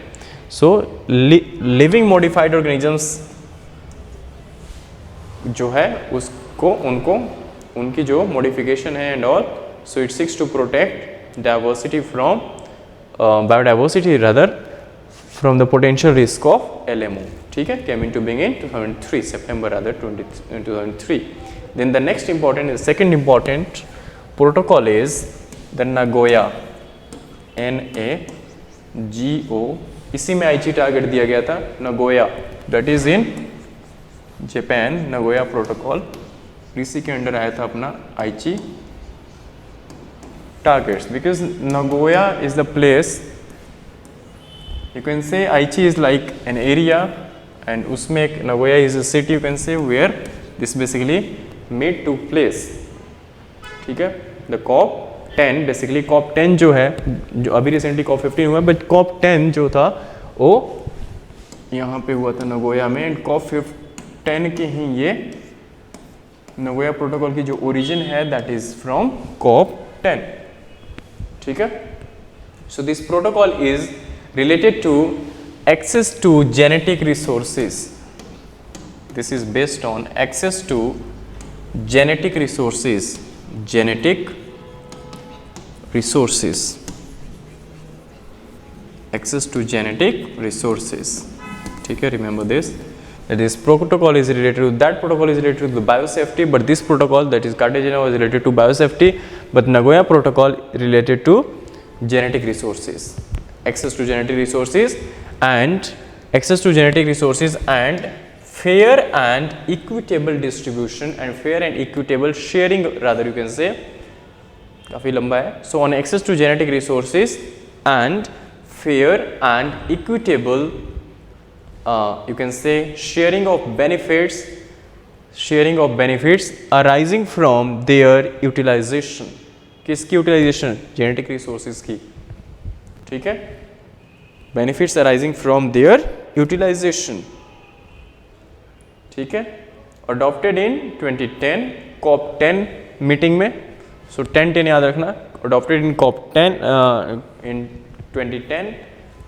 ठीक है, in Nagoya Japan at in the year 2010 at COP10.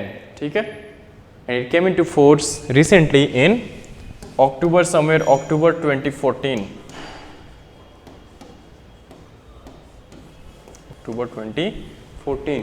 ठीक है, and it also adopted a 10-year framework. 2010 में हुआ था बट इन फोर्स आया 2014, इम्प्लीमेंट हुआ 2014 से. ठीक है, सो COP10 जो है, I mean this Nagoya protocol only जिस COP में साइन हुआ, तो वही COP10 also adopted a 10-year framework, also adopted a 10-year framework for measures और the actions to save biodiversity. Officially इसको बोलते हैं strategic plan for biodiversity. Officially we call it, COP10 में ही हुआ, that is strategic plan for biodiversity. Strategic plan for biodiversity. The year was the decade of 2010, that is 2011 to 2020, and that's why under this strategic plan for biodiversity 2011-20 gave or set the 20 ambitious targets, and we call them Aichi targets. The 20 ambitious targets called Aichi targets, which could not be met by any country. 20 targets थे. ठीक है, for biodiversity conservation. So India enacted, because हमने भी तो इस direction में काम करना था, so we enacted our Biological Diversity Act BDA in year 2002. CBD Act 1993 में, बट हमने इनेक्ट किया 2002 में. Biological diversity act for giving effect to the provisions of CBD only. ठीक है, नाउ कुछ इंपॉर्टेंट कॉप्स हम देख लेते हैं related to the CBD. So some important cops and their outcomes. Cops, conference of parties at CBD related to Convention on Biological Diversity. So we are discussing here about the COPs with respect to the CBD. ठीक है, 15th की हम बात कर चुके हैं already. So meeting of the conference of the parties, COP1 की जहाँ तक बात करें हम, सो COP1, चलो एक लिस्ट ही बना लेते हैं. So important conference of parties at CBD, ठीक है। सो अगर हम फर्स्ट की बात करें, first and foremost in CBD came into being in 1993. So first cop took place in cop 1 took place in the year 1994. कहाँ पे ये हुआ? आपका बहामास की कैपिटल जो है नसाउ. बहामास की कैपिटल है Nassau, NASSAU, Nassau is the capital of Bahamas. Bahamas, I think it was in news related to the adoption of cryptocurrency as official in this currency. So Nassau, that is the capital of Bahamas, इसने proposed किया, सिर्फ proposed किया, adopt नहीं हुआ. Proposed 29 December as International Day for Biological Diversity. Proposed किया, adopt further के cops में हुआ. उसके बाद एक एक्स्ट्रा ऑर्डिनरी कॉप भी मीटिंग हुई थी. एक्स्ट्रा एक्स कॉप जिसको हम बोलते हैं, एक्स्ट्रा ऑर्डिनरी कॉप मीटिंग, ठीक है. 1 इन the year 1996. This was the first extraordinary meeting of UN CBD COP. At this took place at Cartagena, Colombia. Cartagena is in Colombia, remember, in 1999, and further in Montreal 2000. So extraordinary COP जो meeting हुई दो जगह पे हुई, Cartagena that is in Colombia, and Montreal जहाँ पे की secretariat है, ठीक है.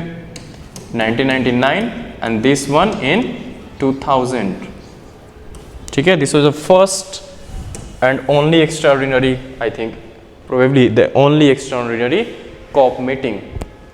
Then COP 5, in terms of, I mean the importance हम डिस्कस करें. COP 5 अगर हम थर्ड बात करें, COP 5 took place in the year you can write down 2000 only. Nairobi, Kenya, capital of Kenya, that is Nairobi. And UNGA यहाँ पे adoption हुई है. Remember proposed किया गया था COP 1 में, International Day for Biological Diversity, but it was adopted in COP 5, that is in Nairobi. So UNGA adopted here 22nd May, 22nd May and not 29 December, remember, which was proposed in COP 1, but 22nd May as International Day for Biological Diversity. उसके बाद COP 6 took place in The Hague, the Netherlands you can say, जहाँ पे international court of justice भी है. And इसमें क्या हुआ? Global strategy for plant conservation was adopted. Global strategy for plant conservation was adopted in COP 6 that took place in The Hague, Netherlands. Then COP 8 again important, took place in Brazil, and the specific location was Curitiba, CURITIBA, Curitiba, Brazil. यहाँ पे आया आपका global biodiversity outlook report 2. First biodiversity outlook report जो थी that was published in 2001, but COP 8 that took place in 2006 in Brazil. Here came your global biodiversity outlook report 2, the second edition of GBO, ठीक है, global biodiversity outlook. Then COP 10 took place in 2010. We have already discussed Nagoya, Japan, Aichi targets and Nagoya protocol all, ठीक है. सो इसमें एक और addition कर लो कि COP 10 जो नगोया में हुआ जापान में. सो नगोया प्रोटोकॉल यहाँ पे आया. Then we see the Aichi targets, and then again important point is GBO 3, that is Global Biodiversity Outlook 3 report published, came here or released here. Then we have COP 11. The COP 11 took place in 2012, and that is important because it took place in Hyderabad, India. COP 11 at 2012 कहाँ पे? India में, Hyderabad. So that's why it becomes important. COP 11 Japan के बाद remember India में. COP 10 was in Japan, COP 11 in India, Hyderabad in the year 2012. Then COP 14 just 15 अभी conclude हुआ. COP 14, the immediate previous one, COP 14 took place in Sharm el Sheikh, Egypt. जहाँ पे आपका corp 27 भी conclude हुआ, climate change, ठीक है। Egypt Sharm el Sheikh, the capital I think of Egypt, yes capital of Egypt Sharm el Sheikh, ठीक है। So this is all about as far as CBD is concerned, United Nations Convention on Biological Diversity, COPs are concerned, Conference of Parties meetings related to CBD are concerned, this is all about, ठीक है। So I think we can stop here today. Yes, we can stop here. So if you have any doubts so far whatever we discussed, you can go ahead, and otherwise we can call off the day. Fine. Okay, so if there is no doubt, then let's call off the day. Thank you.